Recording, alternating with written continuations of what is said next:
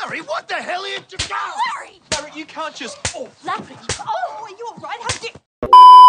Super heroes को तो कई बार कंपेयर कर लिया, यहाँ तक कि सुपर विलेंस को भी। तो इसके बाद बारी है सुपर हीरो मूवीज को कंपेयर करने की, जहाँ पर हाँ इससे पहले भी मैं स्पाइडरमैन नो वे होम और अवेंजर्स एंड गेम के बीच में एक कंपैरिजन वीडियो बना चुका हूँ। लेकिन अब हमारे सामने मार्वल सिनेमैटिक यूनिवर्स की दो ग्रैंड लेवल की मल्टीवर्सल मूवीज आ चुकी हैं।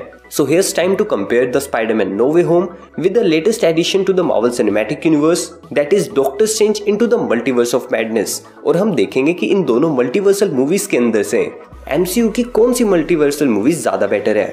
So yeah, it's gonna be No Way Home versus Multiverse of Madness। और इस वीडियो के अंदर हम देखेंगे कि कौन सी मूवी ने storyline, screenplay, direction, utilising cameos, cinematography, BGM और कैरेक्टर आर्क्स को अच्छे तरीके से संभाला and turned out to be a better multiversal movie. But before starting the comparison, let me know in the comment section below कि आपको इन दोनों multiversal movies में से कौन सी मूवी बेटर लगी थी। और जब तक आप ये चीज कमेंट करते हो तब तक मैं एक फन फैक्ट बता देता हूँ, और वो ये कि कोविड पैंडेमिक की वजह से doctor Strange in the Multiverse of Madness को स्पाइडरमैन नो वे होम के बाद रिलीज किया गया, वरना इनिशियल प्लान्स ये थे कि Doctor Strange into the Multiverse of Madness हमें स्पाइडरमैन नो वे होम से पहले देखने को मिलने वाली थी। And this could be the part of reason कि स्पाइडरमैन नो वे होम के अंदर हमें पहले पोर्टल्स वाले सीन के दौरान अमेरिका शेविस देखने को मिलने वाली थी, जिस चीज को बाद में चेंज कर दिया गया था और नेड ने पोर्टल्स ओपन करे थे, जिसके बाद हमें दोनों स्पाइडरमैन देखने को मिले थे। अब ये फन फैक्ट तो कंप्लीट हो गया है एंड आई एम होपिंग कि आप लोगों ने कमेंट कर दिया होगा कि आपको इन दोनों मूवीज में से कौन सी बेटर लगी थी। कर दिया तो अब मेरे ओपिनियन की बात कर लेते हैं। So now all that being said, without wasting any more time, let's just jump into it. Your man's a bitch, you put a purse on him. Get him well, nigga, before I ran deaths on him. I'm the general, I can be worth something. My soldiers ready to put a black. First of all story line. Story line basic plot को बोलते हैं। No Way home की story line multiple Spiderman को पहली बार एक साथ लाने की वजह से मल्टीवर्स ऑफ मैडनेस के कंपेयर में थोड़ी कॉम्प्लेक्स थी।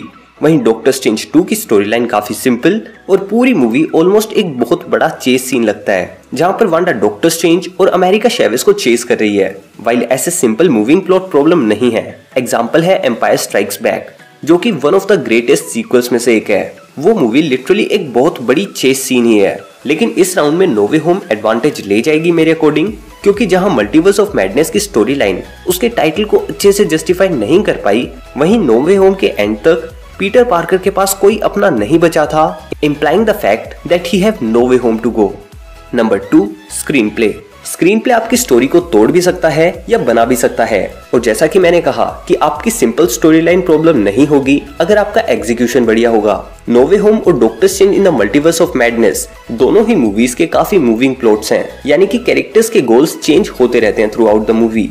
लाइक पीटर पार्कर शुरुआत के अंदर सिर्फ सब कुछ ठीक करना चाहता था और कॉलेज में MJ और नेड के साथ एडमिशन लेना चाहता था, और मूवी के सेकंड एक्ट में जब विलेंस आने लगते हैं तो उसे उन्हें पकड़ना है। देन जब उसे पता लगता है ये लोग मर जाएंगे अपने यूनिवर्स के अंदर जाने से, तो वो उन्हें बचाना चाहता है। और ऐसे ही थ्रू आउट द मूवी उसके गोल्स चेंज हो रहे थे। Compare this to a movie like Infinity War, जिसका बस एक प्राइमरी गोल है, थैनोस को रोकना। No Way Home is a moving plot और गोल्स को बेटर एग्जीक्यूट कर पाती है despite having a more complex story line. वहीं Doctor Strange in the Multiverse of Madness start तो काफी स्ट्रॉन्ग करती है, बट मूवी बीच में आते आते अपना मोमेंटम खो देती है despite being a more simpler film. तो इसी वजह से इस राउंड का विनर भी मैं स्पाइडरमैन नो वे होम को ही मानता हूँ। Number 3, cinematography. सिनेमेटोग्राफी बहुत ज्यादा इंपॉर्टेंट है मूवी के लिए, because a good cinematographer can communicate what the characters are feeling just through the visuals. Also अगर विजुअल्स अच्छे दिखते हैं तो मूवी का एक्सपीरियंस और भी ज्यादा रिच हो जाता है। नो वे होम का वो सीन जब मे की डेथ के बाद स्पाइडी जे जोना जेमसन का लाइव टेलीकास्ट देख रहा होता है, वो मेरे according one of the best scenes है मार्वल सिनेमैटिक यूनिवर्स के अंदर, और उसकी सिनेमैटोग्राफी हमसे कम्युनिकेट कर पाती है कि पीटर आखिर उस सीन के अंदर एक्चुअली फील क्या कर रहा है। But rest of the movie की सिनेमैटोग्राफी काफी सिंपल है and that's not necessarily a bad thing, but doctor strange की सिनेमैटोग्राफी जस्ट बेटर है हर सीन के अंदर, और मूवी एक्सपीरियंस को वो एलिवेट भी करती है। One of the main reasons being Sam Raimi as the director of this movie, and Doctor Strange 1 की तरह ही Doctor Strange 2 भी एक विजुअल मास्टरपीस था। वैसे स्पाइडरमैन नो वे होम के अंदर जो हमें स्पाइडरमैन वर्सेस डॉक्टर स्ट्रेंज वाली जो बैटल देखने को मिली थी, वो वाला पूरा सीक्वेंस हमें डॉक्टर स्ट्रेंज मूवी की वाइब्स ज्यादा देता है compare to the complete Doctor Strange into the Multiverse of Madness movie. But इसके अलावा I think Doctor Strange in the Multiverse of Madness stand greater than Spiderman No Way Home in terms of cinematography. And इसके बाद next point है BGM. Just like cinematography, एक अच्छा BGM ये बहुत अच्छे से कम्युनिकेट कर सकता है कि कैरेक्टर्स कैसा फील कर रहे हैं। नो वे होम का बैकग्राउंड स्कोर माइकल गियाचिनो ने दिया है और doctor Strange in the Multiverse of madness का डैनी एल्फमैन ने। व्हाइल आई थिंक एमसीयू के स्पाइडरमैन का बीजीएम काफी ज्यादा बढ़िया है, बट सभी स्पाइडरमैन की थीम को इंक्लूड करते हुए वो नॉस्टैल्जिक ज्यादा हो गया। वहीं Doctor Strange in the Multiverse of madness एक नई थीम के साथ अपने आप को प्रेजेंट करता है and because of that reason in my opinion Doctor Strange in the Multiverse of Madness को यहाँ पर एक प्लस पॉइंट मिलेगा। आई नो इस पॉइंट के ऊपर आप लोगों के ओपिनियन वेरी भी कर सकते हैं and feel free to share them with me in the comment section below. Now the next point is utilizing cameos. I mean we all know why we were excited for both of these movies. ताकि हम ऐसे characters को देख सकें जिन्हें हमने सोचा भी नहीं था कि हम फिर से देख पाएंगे। और नो वे होम अपने कैमियोस को कैमियोस तक लिमिटेड नहीं रखता, उन्हें सपोर्टिंग कैरेक्टर्स बना देता है स्टोरी के अंदर, जो कि एक्चुअली स्टोरी टेलिंग के अंदर एक मेजर डिफरेंस शो करते हैं। वहीं पे डॉक्टर स्ट्रेंज अपने कैमियोस को ज्यादातर फैन सर्विस के लिए ही यूज करता है और उनकी प्रेजेंस स्टोरी के ऊपर ज्यादा असर नहीं डालती। तो जहां पर स्पाइडरमैन नो वे होम ने इन कैरेक्टर्स को रिस्पेक्ट किया और स्टोरी आर्क्स के अंदर इनको काफी अच्छे तरीके से यूटिलाइज किया, वहीं Doctor Strange in the Multiverse of madness ने अकॉर्डिंग टू मी उन सभी कैरेक्टर्स को काफी बुरे तरीके से डिसरिस्पेक्ट किया है। वरना रीड रिचर्ड्स जैसा कैरेक्टर जो कि smartest man in the universe माना जाता है and he is going to be the next face of Marvel Cinematic Universe, जहां पर फैंटास्टिक 4 मूवी के बाद in my opinion Mister Fantastic का एक काफी मेजर रोल रहेगा मार्वल सिनेमैटिक यूनिवर्स के अंदर। और अगर वांडा का कैरेक्टर इन सभी को एक साथ इतनी आसानी से लपेट देगा तो इन कैरेक्टर्स से हमारी एक्सपेक्टेशंस क्या ही बच जाएंगी। तो इसी वजह से इस पॉइंट के अंदर मेरे according Doctor Strange in the Multiverse of Madness lags behind Spiderman No Way Home. Now the next point is character arcs. यहाँ भी स्पाइडरमैन नो वे होम बाजी मार लेती है बिकॉज वो अपने कैमियोस तक को एक छोटा कैरेक्टर आर्क देती है जो कि उन्हें अपनी मूवी के आर्क को पूरी तरह से कंप्लीट करती है। वो नेड और एमजे के कैरेक्टर्स को भी एक अच्छा बिल्डअप देते हैं ताकि जब वो पीटर को भूलें तो हमें एक्चुअली दुख हो। और पीटर का इस मूवी के अंदर कैरेक्टर आर्क तो बहुत बढ़िया था। स्पाइडरमैन होमकमिंग और स्पाइडरमैन फार फ्रॉम होम की पीटर की स्टोरी लाइन को यहाँ पर काफी अच्छे तरीके से फुल सर्कल कर दिया गया और इसी के साथ साथ इसकी नई स्टोरी आर्क को भी स्टार्ट कर दिया गया, जहाँ पर ये स्क्रैच से अपनी लाइफ को फिर से शुरू करेगा और एक सुपर हीरो लाइफ को मेंटेन करेगा without having the burdens of the life of Peter Parker. वहीं Doctor Strange in the Multiverse of Madness में वांडा के अलावा किसी का भी कैरेक्टर डेवलपमेंट काफी अच्छे तरीके से नहीं किया गया। यहाँ तक कि डॉक्टर स्ट्रेंज की मूवी थी और उसके भी कैरेक्टर को इतना ज्यादा डेवलपमेंट नहीं मिला, जहाँ पर हाँ एक जगह पर उसकी बहन का मेंशन किया गया और बताया गया कि कैसे उसकी बहन की डेथ ने उसके ऊपर इम्पैक्ट डाला। लेकिन वहीं यार आप ये चीज सोच के देखो कि डॉक्टर स्ट्रेंज मूवी के अंदर उसने खुद ही अपनी लव इंटरेस्ट को खुद से दूर किया था। उसके बाद अवेंजर्स इन्फिनिटी वॉर के अंदर भी उसने कभी उसका जिक्र नहीं किया और एकदम से उसको इस मूवी के अंदर उसके लिए इतना प्यार उमड़ पड़ा।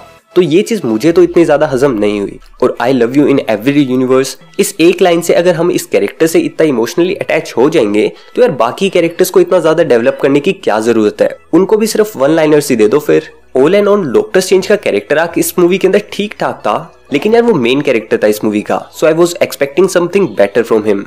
तो इस पॉइंट के अंदर भी Spiderman No Way Home Doctor Strange in the Multiverse of Madness से बेटर है। Now the final question, which is better multiversal movie?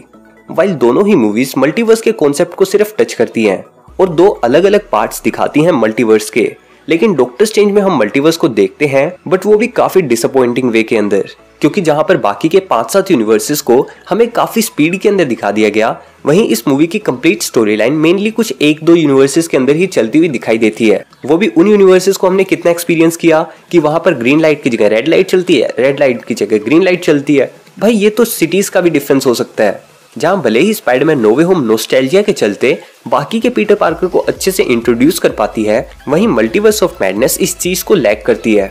But हाँ, क्योंकि स्पाइडरमैन नो वे होम के अंदर हमें बाकी यूनिवर्सेस देखने को नहीं मिले थे और मल्टीवर्स ऑफ मैडनेस के अंदर हमें काफी सारे यूनिवर्सेस की झलक तो दिखा दी गई, तो इस पॉइंट पर ना चाहते हुए भी doctor Strange in the Multiverse of Madness को मुझे एक प्लस पॉइंट देना पड़ेगा।